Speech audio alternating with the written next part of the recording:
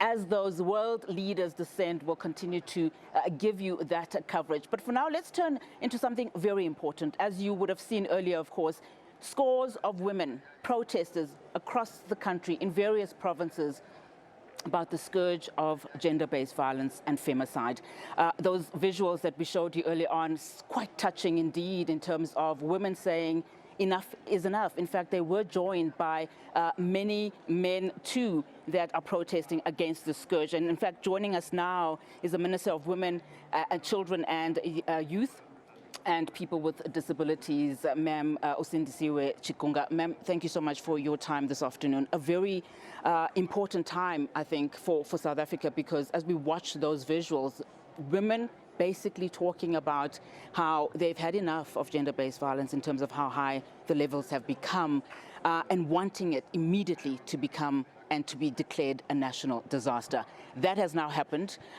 Just your commentary in terms of just some of the voices from ordinary South Africans calling out for government to do more. We are with our women. We know what they're talking about.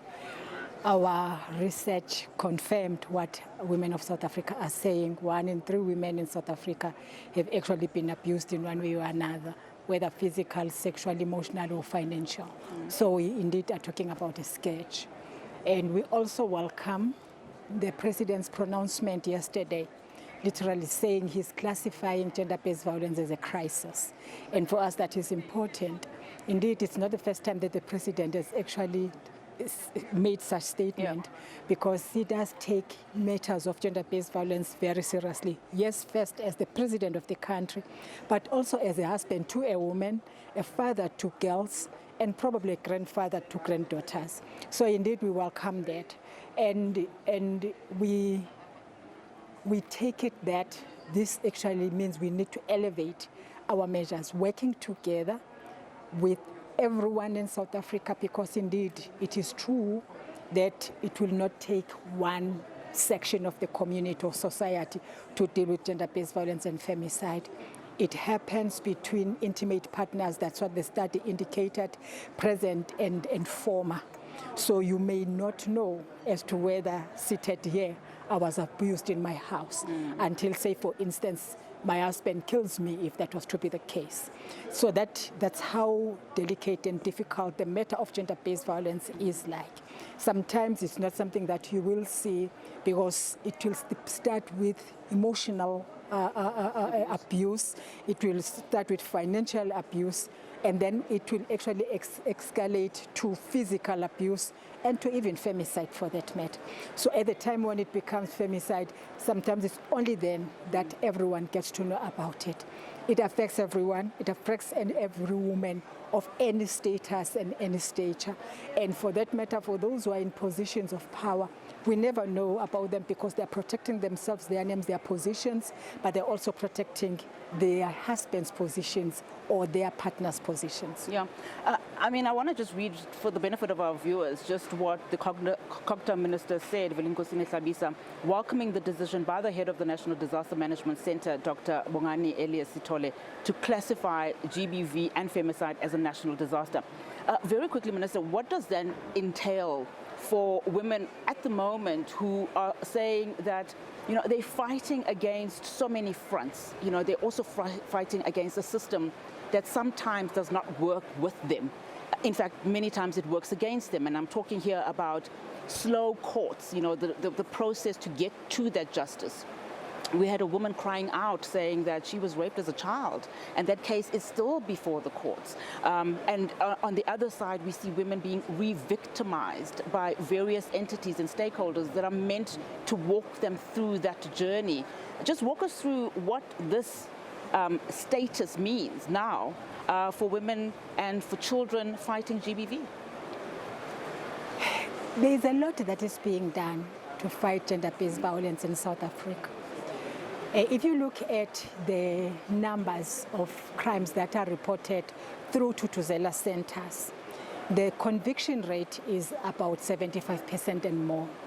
Because at the Thuthuzela center, there is a policeman, there is a prosecutor. So the statement that gets taken there is the statement that can stand the test of time in court. But also there is a nurse, there's a social worker, there's a psychologist, there's a forensic nurse, not just a nurse, a forensic nurse, there's a forensic doctor for that matter. This makes the case very strong, and that is why the conviction rate is very elevated. And that is why maybe, honestly, these days, we have seen long sentences being meted to perpetrators, life sentences, etc., for people who are committing these crimes. The issue is that it is happening so frequent that even where we're making some headways, we probably cannot see it. It is very true that today criminals, they break into clinics and rape nurses who are on duty.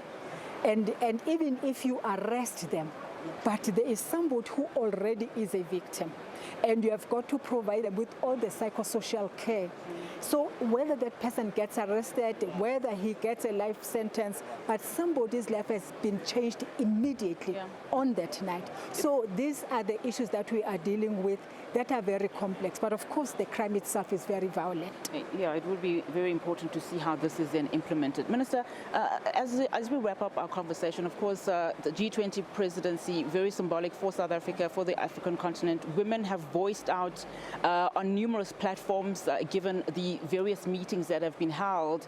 And we've also seen in the social summit too, how civil society women are saying that we are rising up. In fact, I saw the Deputy Minister at that particular function on the first day. Just walk us through your expectations, as a department, as a ministry, in terms of what you would like to see, particularly as those declarations will now go to the leaders. In fact, we are very fortunate that as a department, we're leading a working group, Empowerment of Women working group. Yeah. So within that working group, we identified at least 3 priorities. One, financial inclusion for and of women, because we believe that many women who stay in relationships that are abusive, it's because they are financially dependent on the abuser or the perpetrator. So they stay in those relationships. Some, they stay with husbands who are impregnating their own daughters.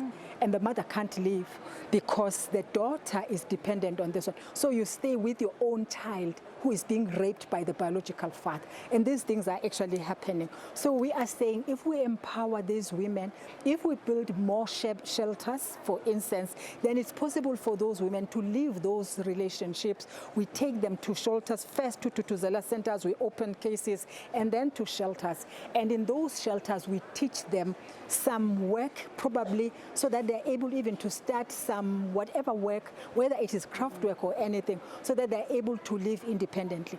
And these are the issues that fall under the financial inclusion that we identified. But of course, generally for women, and that is why we even have, for that matter, the legacy projects under that priority. We said also the second one is care economy, paying and not paying.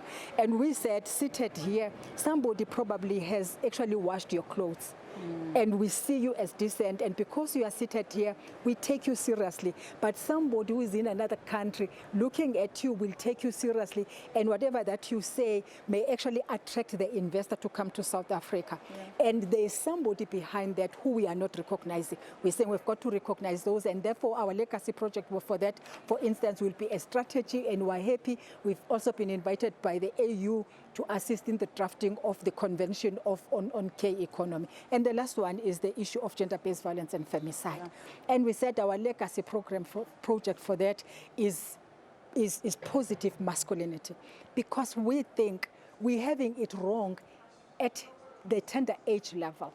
Our boys are growing up being told that you are a boy, you can't do that, you can't cry. And we're saying, no, there's nothing wrong with the boy crying. There's nothing wrong with the boy expressing his feelings. Yeah. And this is what we want to take to our communities, but also to communities to say, when there is no water and you decide to protest, don't bring children there, because in the process of that, emotions will go high, and some of the derogatory words get used. Sometimes some of them, we see them ending with torching of buildings. There is no time for debriefing of those children. And that is why and when they grow up, they believe that any frustration, if you're frustrated, the answer is violence. Minister, thank you so much for your time. I'm sure we will have many engagements throughout the course of this weekend, but thank you so much. Really do appreciate it. That, of course, is the Minister of Women, Youth and Persons with Disabilities, Sindisiwe Chikunga, there for us.